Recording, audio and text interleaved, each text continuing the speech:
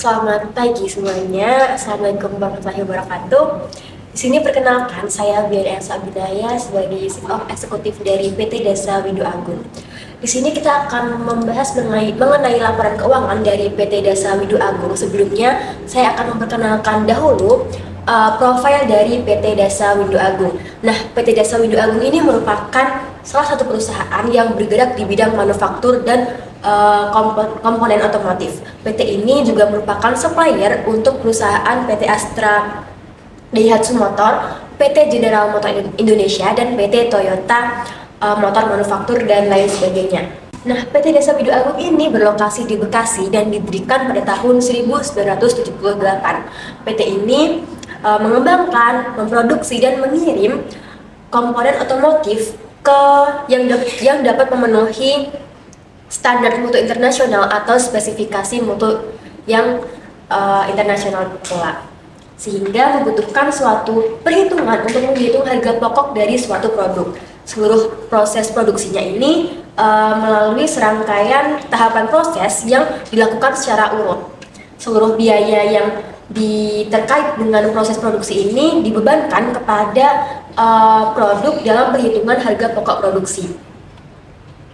Di mana pada umumnya akuntansi biaya ini digunakan dalam perusahaan yang bergerak di bidang manufaktur. Perusahaan manufaktur adalah perusahaan yang mengolah bahan baku menjadi barang setengah jadi ataupun barang jadi dengan berbagai macam proses produksi untuk dijual kepada pelanggan. Siklus dari perusahaan manufaktur ini dimulai dengan membeli bahan baku, kemudian melakukan pengolahan bahan baku di bagian produksi, dan yang terakhir ini akan menjadi barang jadi yang nantinya akan ditaruh di gudang itu. Nah, tujuan dari beroperasinya suatu perusahaan manufaktur ini untuk memperoleh laba. Selain untuk memperoleh laba, juga harus meningkatkan mutu dan kualitasnya untuk menghadapi para pesaingnya pada suatu pasar manufaktur tersebut. Nah, di sini terdapat pengelompokan biaya produksi yang merupakan faktor yang menentukan harga pokok produksi pada PT Dasa Windu Agung. Yang pertama ada biaya langsung, meliputi biaya bahan baku dan biaya tenaga kerja langsung. Yang kedua ada biaya tidak langsung yang meliputi biaya gaji dan upah pekerja tidak langsung, tunjangan makan dan transport, lembur, BPJS, dan biaya overhead pabrik.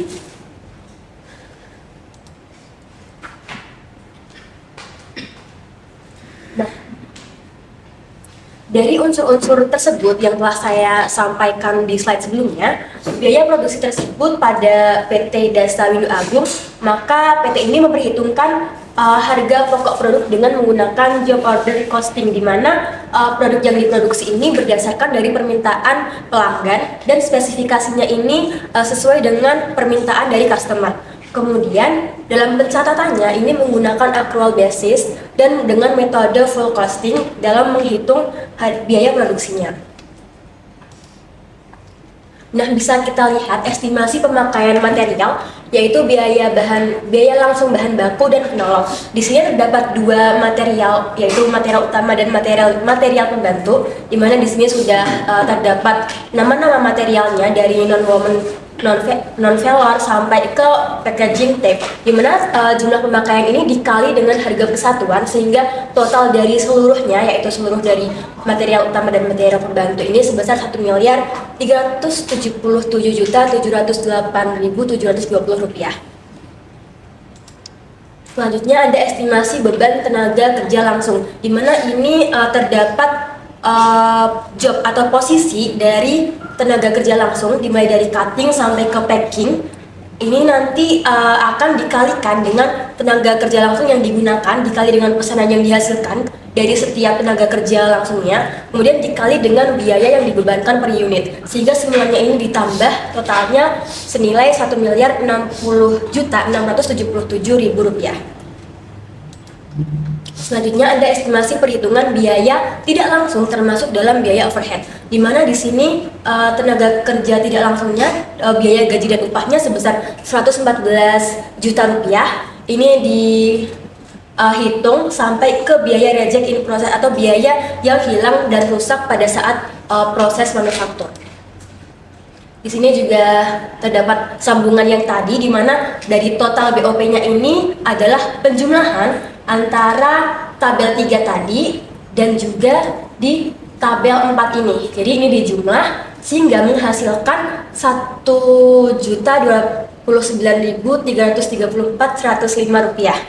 Nah, dari total biaya masing-masing tersebut, maka penentuan harga pokok dari full costing PT Dasar Widu Agung ini sebagai berikut. Di mana tadi pemakaian material yang telah kita hitung tadi sebesar 1 miliar sekian, kemudian tenaga kerja langsung sebesar 1 miliar sekian, biaya tidak langsung dan biaya overhead pabrik tadi yang di sini 129 sekian. Nah, itu di total sehingga menghasilkan jumlahnya ini 2.567.825 rupiah.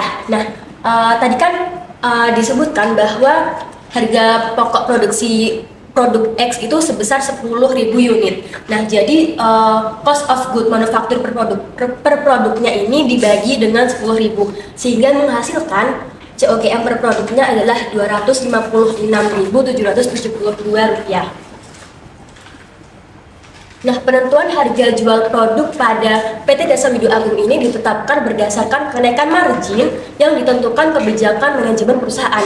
Jika pada tahun 2015 lalu ini besarnya margin yang diharapkan itu sebesar 30%, maka penentuan harga jual per unitnya ini dirumuskan sebagai COGM atau cost of good manufacture ditambah persenan margin dari COGM tersebut. Maka 2.567.719.825 rupiah ini yang dihasilkan dari total dari metode full costing itu ditambah dengan 30% dari COGM tersebut sehingga menghasilkan 3.338.035.773 rupiah. Nah, tadi kan 10.000 unit ya untuk produk X, sehingga dibagi dengan 10.000 unit sehingga harga jual per unitnya adalah sebesar Rp333.806.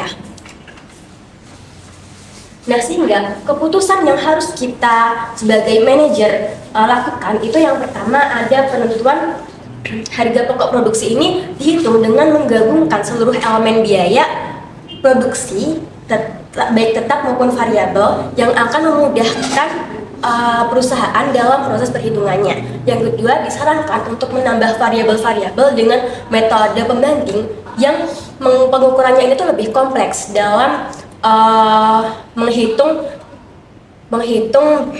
harga tersebut seperti activity based costing.